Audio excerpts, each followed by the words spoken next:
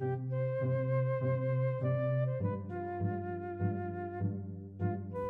this is James Harvey, the professor of music theory at the College of Southern Nevada with 5-Minute Music Theory. Let's begin that 5-minute timer and talk about the black keys on the piano keyboard. We've already covered the white keys, which all represent different letters of the musical alphabet, like starting with C, D, E, F, G, A, B, C, all the way up to another C.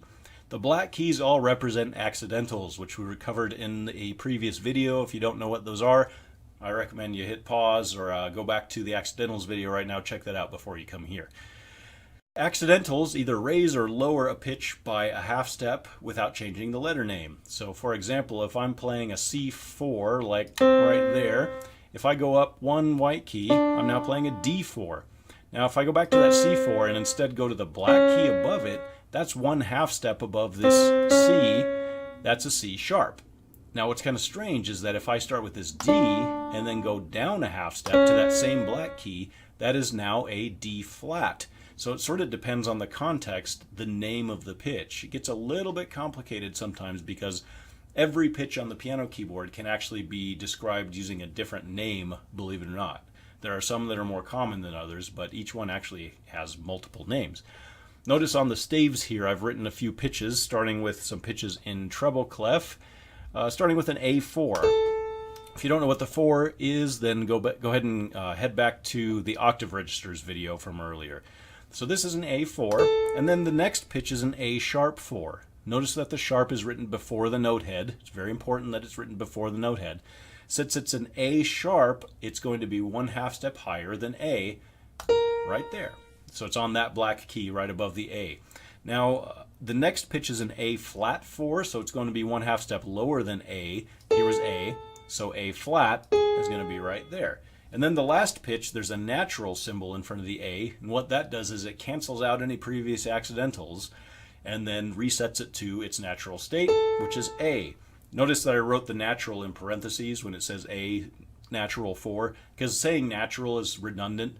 It's natural if you just say A anyway. So in order, these 4 pitches that I've written in treble clef are A sharp, A flat, A. Now if we go down to the bass clef, we start with an F3, which is here. That's the F3, which is followed by an F sharp 3.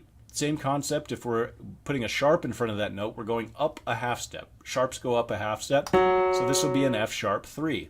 Now something that's a little bit different here is when we go to the F flat, notice since this is F3 right there, one half step below F is not a black key, it's actually a white key. Some of the white keys can be accidental notes as well. So this, in this particular situation, is an F flat. Usually we refer to that pitch as E, but in this specific instance it's known as an F flat. So as we go on towards discussing function more and more, it'll become more clear why we call these different things, because it might seem silly at first, but there's a totally different job for F flat than there is for E. So there's a need to have these different designations for the notes. And then what I've done is I've written a vertical line, which is known as a measure line. It spans from the top line on the staff to the bottom line on the staff, commonly referred to as a bar line, and I'll usually refer to them as bar lines. And then there's another F following that bar line. Once there's a bar line like that, it's just a way of sort of sectioning out the music, and we'll cover the bar lines a little bit more in a video soon to come. Once you've reached a bar line, all accidentals are reset. So there's a bar line and then there's an F after the bar line, so that resets the F back to a natural, and that would be here. So those 4 pitches in order in the bass clef, there are F3, F sharp 3, F flat 3, F3. That last one's reset by the bar line. So 2 things that reset or cancel out previous accidentals, naturals and bar lines both do the same.